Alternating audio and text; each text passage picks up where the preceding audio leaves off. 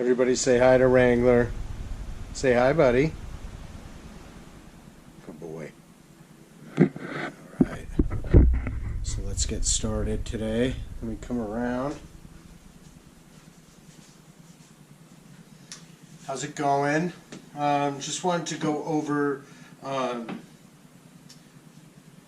waxing or not waxing a new snowboard. This is a Excavator 154 2024. Very nice board. Beautiful top sheet. Amazing board.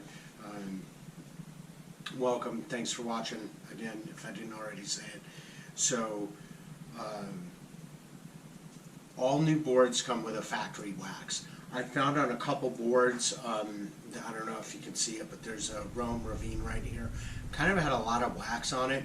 I had noticed last season on a K2 instrument that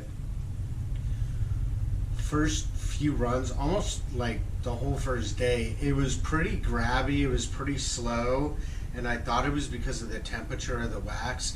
It turned out that there was a lot of factory wax on there, which is not necessarily a bad thing. Like wax, when you wax for summer, you just, you put it on like normal, but you don't remove it, and that wax is going to help guard against moisture and I guess potential rust on the edges if you leave it on the edges. Like when you do a summer wax, you're not removing it from the edges either. I like to cover them because you never know where the board's going to be stored. So when a factory does it, like, I'm not sure, it could have just been that board, but I'm like hypothesizing maybe the factory leaves a little bit more on there because it could be on the shelf. Sure, it's in plastic, but just they don't remove as much of the wax, just is maybe a little extra protectant. Anyway, that was last year on this K2 instrument. So this year I got a Rome Ravine Select. What I did is I went to see how much wax was on there. I finished with a horsehair brush, and there was a lot on there, so I moved backwards. I'll go over it in a minute, but I moved from the horsehair brush to the nylon brush, which is for removal. The horsehair is just for like kind of polishing at the end. The nylon is for removing wax that you didn't get while you were scraping. So anyway, I ran the nylon on it, and it had a lot. There was like a significant amount of wax. Like if I was waxing the board for myself, I would have been like, good thing, thinking good thing I had nylon because I didn't do that good of a scrape job. So, what you can do like with a factory wax board, if you're like going to be in super cold or super warm temperatures, like you get it, in the dead of winter, or you get it end of season, you can definitely like wax on top of what's on there, like put a better wax on there. Like definitely you want to do a prep and try and clean it, but and there's ways to like prep the board to get like old wax out of there, or to get wax out of there, like something aggressive with this brass. Again, I'll go over that in a minute. So you can wax it to the temp you want. They're fine as is, but if you've got the means, if you've got like a nylon brush and then a horsehair brush, at the very least, like just take the board, take a scraper, just give it a scrape, make sure you're not pulling anything up. Like I can pull up a little teeny bit when I do it.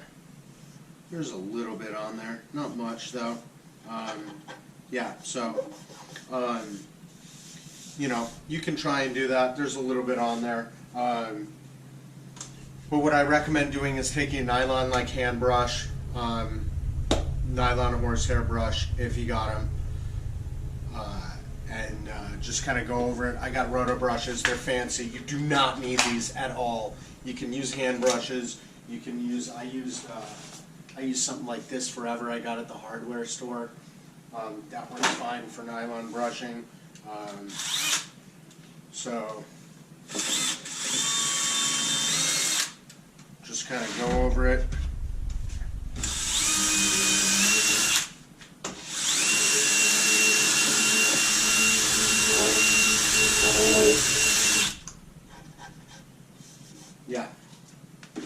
See if you can remove any, whatever.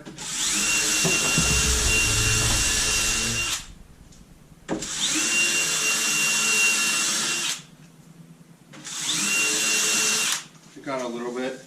Yeah, there's definitely some on there. So, whatever.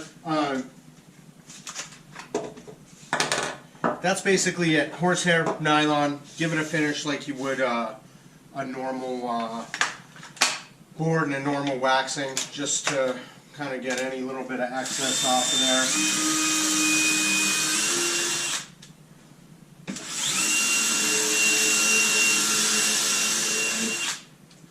Pretty cool.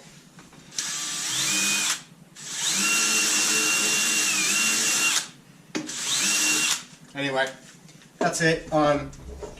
Just wanted to go over that part of it. For those of you that are interested in waxing, there's obviously a ton of information out there. With waxing, the most basic waxing you're doing is an iron and wax. You know, you hot wax it, and then you scrape it,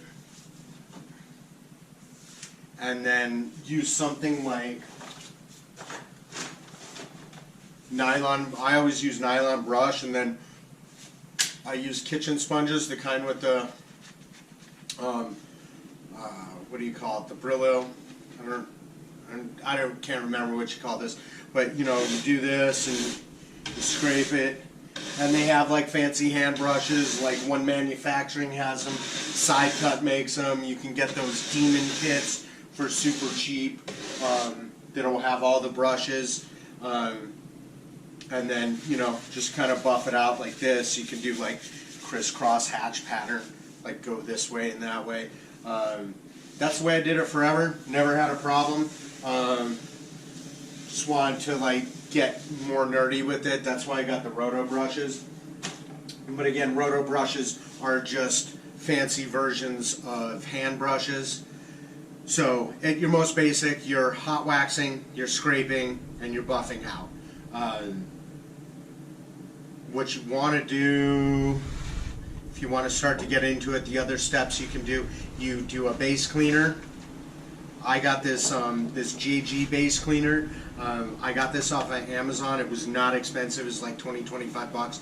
I will like never use this all. I am 99% sure that it is the same as Goo Gone.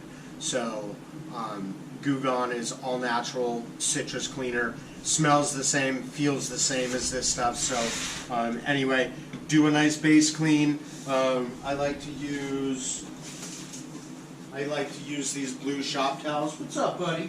What are you doing? I like to use these blue shop towels. They're good during all stages. So you just wipe it on and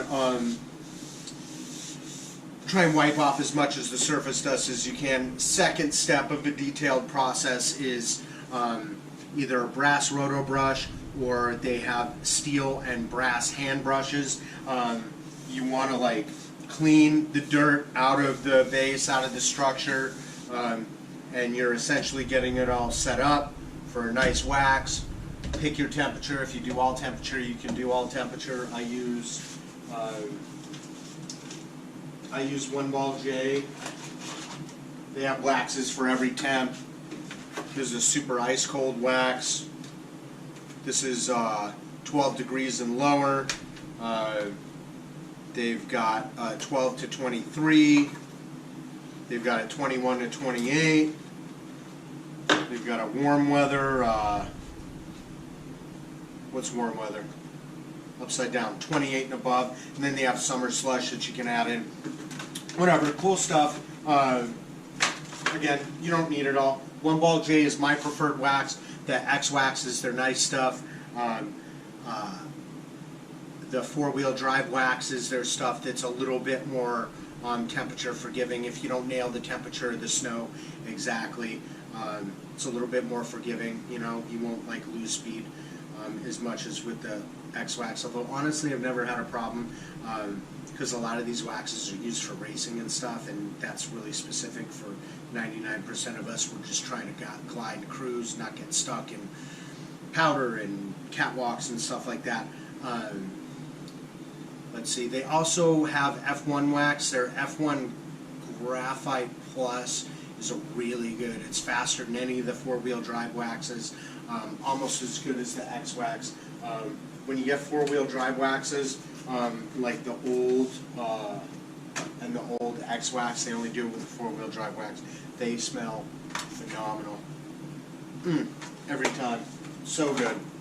This one's like, the cold one's like fresh linen. Delicious. These are some of the last ones I have of the old X wax, so gosh, it smells so good while you're waxing. It's amazing. Anyway, cannot recommend it enough. So, we've got clean the base. We've got brass or nylon, or sorry, brass or steel. Clean the base as much as you can. With steel and with this, especially with the roto brush, with the brass, they don't make steel roto brushes, but the brass roto brush, you want to use like a low speed on the drill and medium pressure. You don't want to use a lot of pressure. And then you wax, you scrape, and you scrape and you scrape. I've been talking to Lars at Just a Ride, awesome YouTube channel. If you get a chance to check him out, I think I am subscribed to him, called Just a Ride. Dude knows his stuff, and he was just talking about cold weather wax, and he uses Nanox, I think, and so cold weather waxes are harder, and so the Nanox recommends that you scrape while it's still lukewarm, not hot, but while the wax is still lukewarm, else it's really hard to scrape. I would definitely say that this wax, that wax is a very hard wax. The One Ball J is super cold. Yeah. Yeah, you can kind of move some of this wax on the warm weather. Anyway, so whatever, scrape it off, and then take nylon, hand brush or roto brush, and or use one of these. This one is good, but you know, it's kind of these are spaced pretty wide, so it's hard to get like a lot of like purchase for the strokes.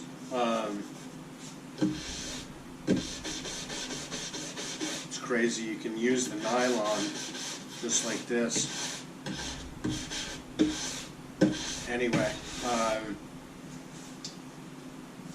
use the nylon, take off the rest that you couldn't scrape off, and then to finish, you get a horsehair. Medium pressure on that. You don't use a lot of pressure on the nylon either. You're just using a little bit. You don't want to press too hard on that. And then again, this horsehair will kind of buff everything out for you. That is the fancy equivalent of the home sponge scrubby. Again, they make hand horsehair brushes, and that's it. You go ride. So, you know, again, you can do it pretty simple. You can just do a wax and a scrape, call it good. You save yourself a little money, but I don't know. Like, I used to always like waxing back in the day. It would kind of get me like stoked for the trip the next morning. Always enjoyed doing it. Enjoyed like showing friends how to do it and things like that. So yeah, it's basically a rabbit hole that can go as deep as you want to go. But if you get a new board, decide if you want to wax it. If you don't, give it a little treatment, give it a little buff, you know, because chances are the factory left a little extra wax on there. So anyway, it's just some tips. Just kind of wanted to ramble that out at you guys. So appreciate you all watching. Have a good day snowboarding, a good night. Hoping you can snowboard the next day. Finally got a winter up here in the Pacific Northwest. Lots of snow. It's about to get cold. Again, if you see this immediately and go over to Just a Ride, he is doing a cold weather wax deal because we got a polar vortex. It's gonna get cold, man. Friday, Saturday. Today's the 11th or 12th. Friday and Saturday is gonna be like, wind chill is gonna be like 35 below where I go. It's a place called 49 degrees north of Spokane. Great mountain, but I don't know, man. We'll see if I go. Might just go for a hike with good old Wrangler here. Anyway, thank you guys so much for watching. Wrangler, say bye. Give everybody a good sit. Show them a good sit. We're all the way down. Good boy.